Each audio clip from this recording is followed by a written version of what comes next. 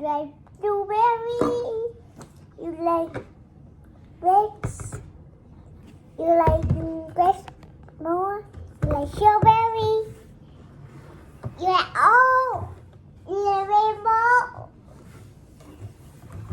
No, I'm not a rainbow. It's drink all. I'm like rainbow too. Because I drink all. You got the all that you put it together with this and it's rainbow, okay? Okay, you want to buy all of them? No? You don't buy all of them. Then I drink all this, okay? The rainbow and all this too. Hello guys, bữa nay nhà có nhiều trò chơi, nhà mới mua nhiều đó. Nè, bây giờ nó có xe buýt nữa nè. Thế sao này qua bác này, sao này piu piu. Đi nè. Đọc chiếc xe ở đây. Ủa lấy cái súng nữa hết chạm rồi. Ủa sao rớt xuống vậy? Phải là tại cái gì súng nữa xíu xíu à. Phải bỏ vô đây. Ủa sao rớt xuống nữa? Bỏ đây. Còn cái súng nữa thôi. Ủa cái súng đâu mất chi rồi? Không chi đâu nữa. Chiếc xe này chưa? Ủa đầu của nó đâu rồi? Chúng cho thằng này ra, cho nó trong xe thì nó mất đầu rồi. Chú thằng này, ủa sao không có đầu luôn?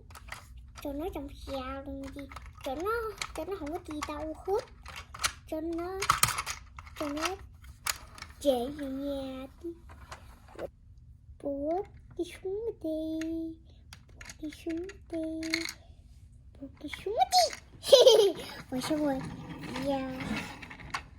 Xe này nó xíu xíu. Ủa hai người không được, một người thôi. Cho nó ngoài đi. Đây nữa, ủa quên rồi, nghe về nhà tí nữa.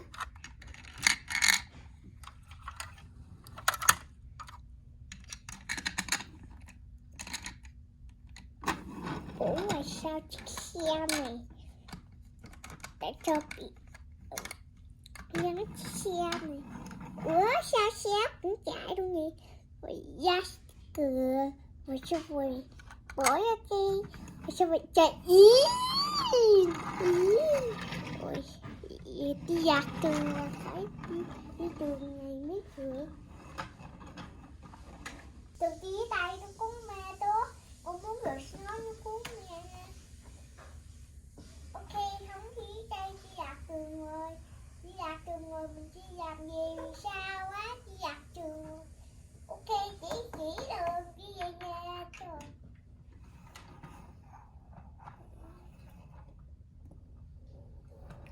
Ủa mình quên nữa. Lấy cái bảng này. Ủa mình không làm chỉ đâu mình để đây. Mình đi về nhà nhé. Nhà. Lấy cái bảng này coi. Ok, mình biết rồi. Mình đi thẳng. Rồi xong mình mèo phải. Rồi xong mình mèo trái. Cái nó đi đi. Bây giờ là con máy bay nữa.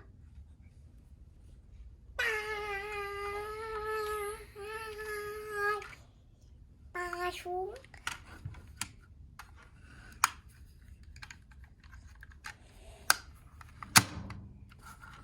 He.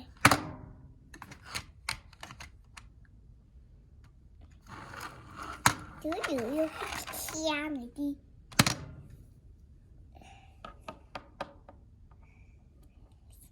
Leo lên.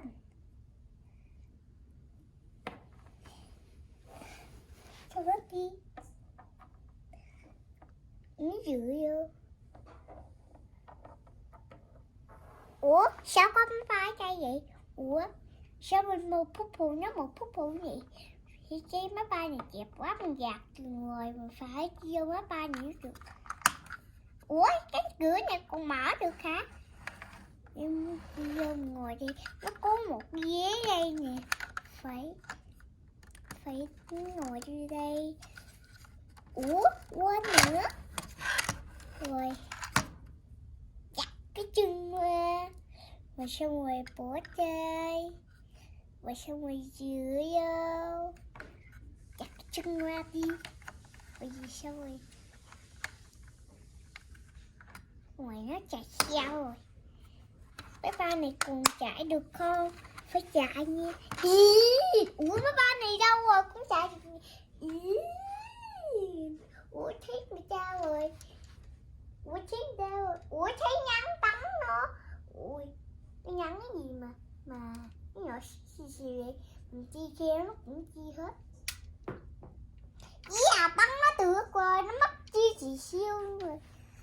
Bay gì nha. Thế ba 4 thằng nữa. Bắn 4 thằng.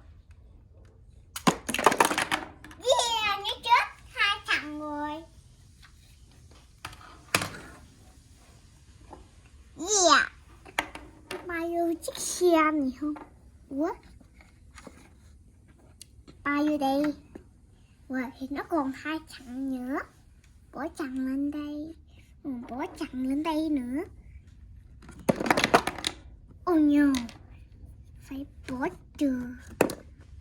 Đừng bỏ cái nó nha. Thì nó rớt cái thằng này xuống nữa. Thằng này nè. Ba cái nhà rồi. Ok. Đi ra. Ủa sao còn xẹt cái chân qua vậy? Chặt cái chân qua. Nhấn ngay giống gì? Ti. Ủa sao có bảng đây gì? Ủa tên gì? Ai tên nói gì? Tôi lấy của nó cho nó không biết đường gì nha. Rồi mình leo lên đây nó tưởng nó có cái bảng này đây.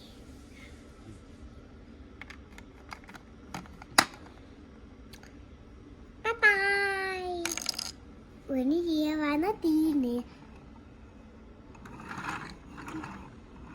Lòng bắn này trước nữa. Nè. Nhìn bắn cái thằng này. Piu.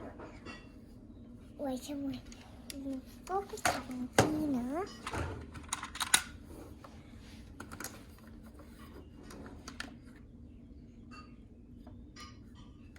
Cho thằng nhé ngồi. Cho nó bay. Ủa thấy cái nắng nữa nè. Thấy nắng nữa xíu. Tôi thấy nắng cái kia. Phải bắn nó tưởng được. Phải bắn nó cho chết. Ủa nó đâu rồi? Ủa nó kìa. Nó đâu rồi. Ủa cái áp